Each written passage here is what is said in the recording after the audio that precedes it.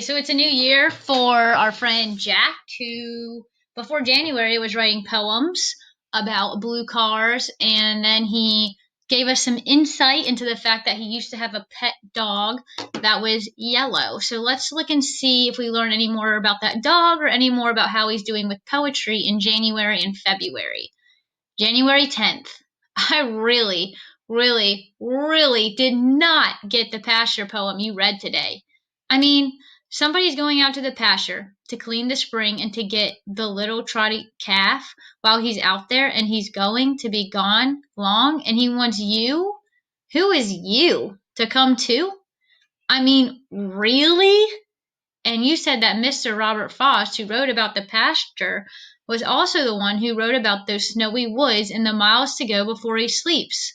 Well, I think Mr. Robert Frost has a little too much time on his hands. January 17th. Remember the Red Wheelbarrow poem you read the first week of school? Maybe the Red Wheelbarrow poet was just making a picture with words, and someone else, like maybe his teacher, typed it up, and then people thought it was a poem because it looked like one typed up like that. And maybe that's the same thing that happened with Mr. Robert Frost. Maybe he was just making pictures with words about the snowy woods and the pasture, and his teacher typed them up and they looked like poems. So people thought they were poems, like how you did with the blue car thing and reading the small poems thing. On the board typed up, they look like poems, and other kids are looking at them, and they think they really are poems, and they're all saying, "Who wrote that?" Interesting. January 24th. We were going for a drive, and my father said, "We won't be gone too long. You come too." And so I went, and we drove and drove until we stopped at a red brick building with a sign in blue letters, "Animal Protection Shelter." And inside we walked down a long cement path, past cages, with all kinds of dogs, big and small, fat and skinny. Some of them hiding in the corner, but most of them barking and jumping up against the wire cage as we walked past, as if they were saying, me, choose me. I'm the best one." And that's where we saw the yellow dog standing against the cage with his paws curled around the wire and his long red tongue hanging out and his big black eyes looking a little sad and his long tail wagging as if to say, me, choose me. And we did. We chose him. And in the car, he put his head against my chest and wrapped his paws around my arms as if he were saying, "Thank you, thank you, thank you." And the other dogs in the cages get killed dead if nobody chooses them. January 31st. Yes, you can type up what I wrote about my yellow dog, but leave off the part about the other dogs getting killed dead because that's too sad. And don't put my name on it, please. And maybe it will look good on yellow paper. And maybe the title should be "You Come Too."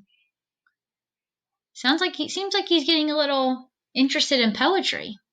February 7th. Yes, it looks good on yellow paper, but you forgot, again, to leave more space between the lines like I did when I wrote it. That's okay, though. February 15th. I like that poem we read today about street music in the city.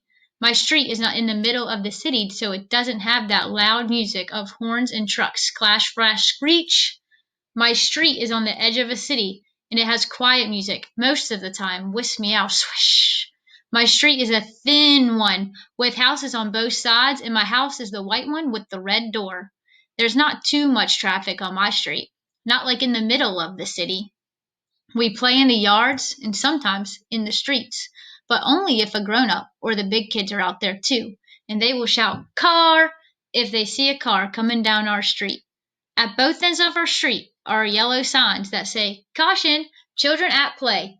But sometimes the cars pay no attention and speed down the road as if they are in a big hurry with many miles to go before they sleep. That sounds like a poem he read before. February 21st. That was so great, those poems you showed us, where the words make the shapes of the thing that the poem is about. Like the one about an apple, that was in the shape of an apple. and the one about the house that was shaped like a house.